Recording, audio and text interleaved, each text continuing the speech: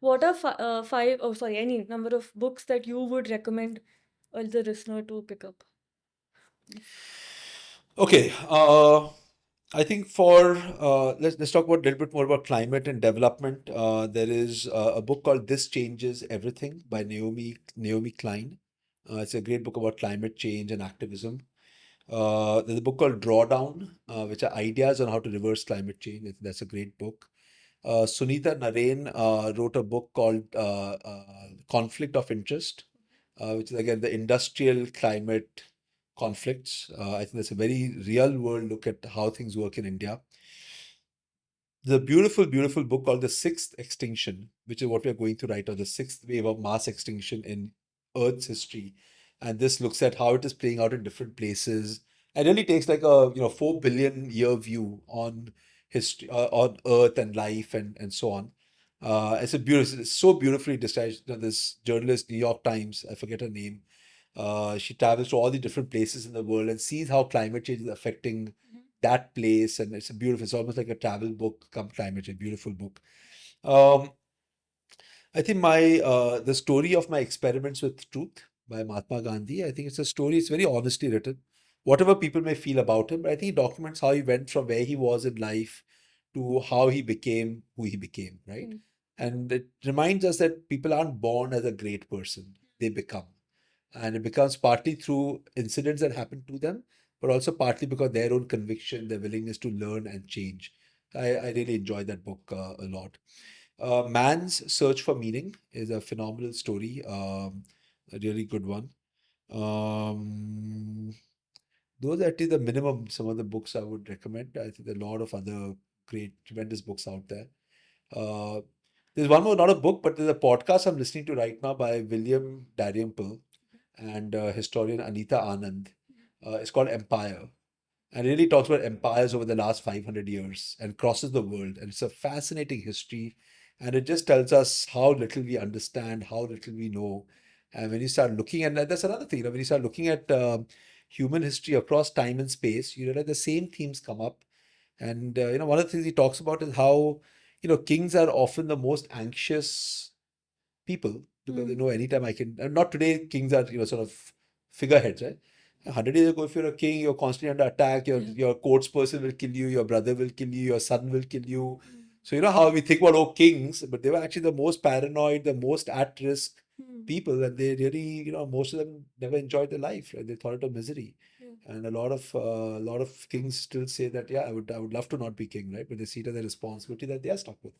But Empire is an amazing story about human story, and I think when you read that, you realize how lucky we are, given where we are in the 21st century, and given where we are in India and in a place like Bombay. I think generally realize that human history has been extremely violent, extremely unsafe, extremely ego-driven, extremely destructive. Um, and we are no different. So we may think we have a unique history and all, but we have done a lot of crap. A lot of crap has been done to us.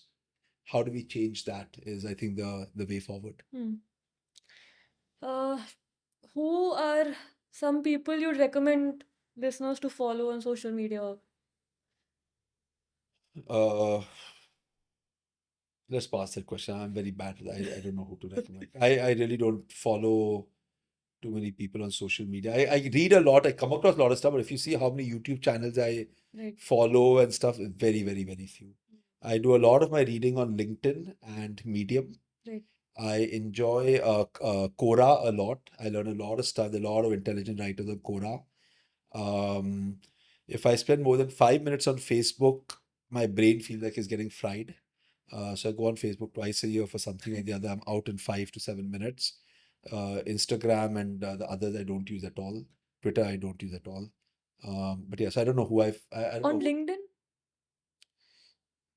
I don't know. I mean, stuff just pops up and I read it and I enjoy it, and I don't know who to follow as such.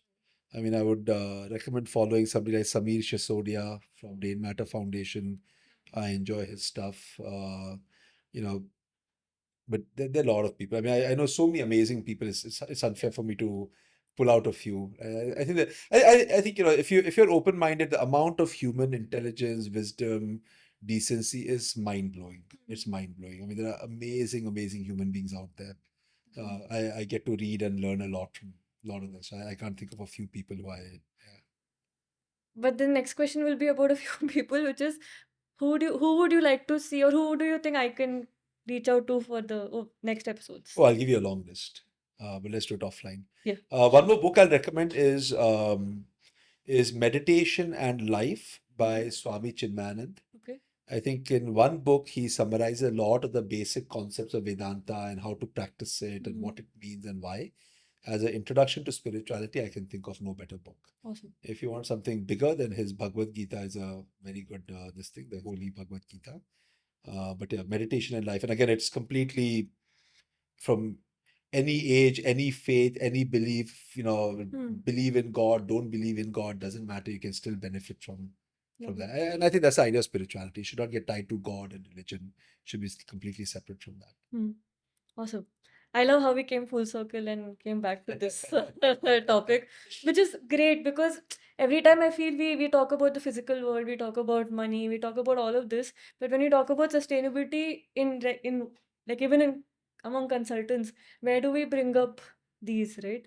So I feel this conversation for me has been very important because we've touched upon those.